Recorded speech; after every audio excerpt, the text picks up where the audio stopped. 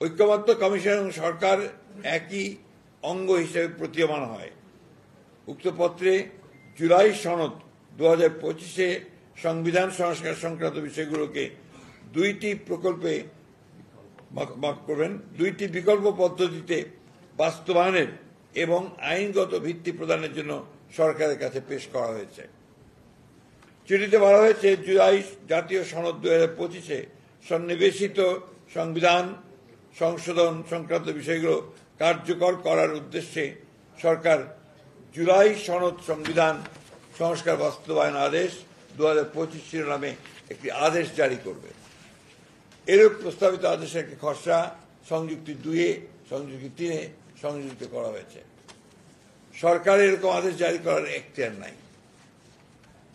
সংবিধানের 152 নম্বর অনুচ্ছেদের সংজ্ঞা অনুসারে আদেশ আইনের মর্যাদা প্রাপ্ত, অতএব সেটি জারি করার এখতিয়ার রাষ্ট্রপতির। বিকল্প প্রস্তাব 1-এ সরকার জুলাই সনদ বাস্তবায়নের লক্ষ্যে একটি পূর্ণাঙ্গ খসড়া বিল গণভোটে স্থাপন করা হবে বলে উল্লেখ করা হয়েছে। বিলের তফসিল 1-এ সংস্কার প্রস্তাবসমূহ সন্নিবেশিত করা হয়েছে। বলা হয়েছে, বিল সরকারি গেজেটে প্রকাশ করা হবে। বিলে উল্লেখ করা হয়েছে যে সংবিধান সংশ্লিষ্ট তফসিল 1 বর্ণিত 48টি দফার জাতীয় ঐক্যমত্য কমিশনের প্রস্তাবিত দফাগুলি উপরে গণভোট হবে। উক্ত দফাসমূহের বিপরীতে স্বাক্ষরিত জুলাই জাতীয় সনদে অন্তর্ভুক্ত রাজনৈতিক দলসমূহের মতামত, ভিন্ন মত, নোট অফ ডিসেন্ট উল্লেখ করা হয়নি।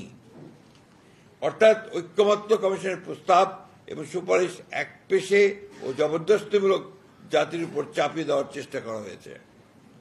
তাহলে এটাই প্রতীয়মান হয় যে দীর্ঘ 1 বছর ব্যাপী সংস্কার কমিশন ও জাতীয় ঐক্যমত্য কমিশনের সাথে রাজনৈতিক দলসমূহের দীর্ঘ ধারাবাহিক আলোচনা ছিল অর্থহীন, অর্থ ও সময়ের অপচয়, প্রহসনমূলক এবং জাতির সঙ্গে প্রতারণা।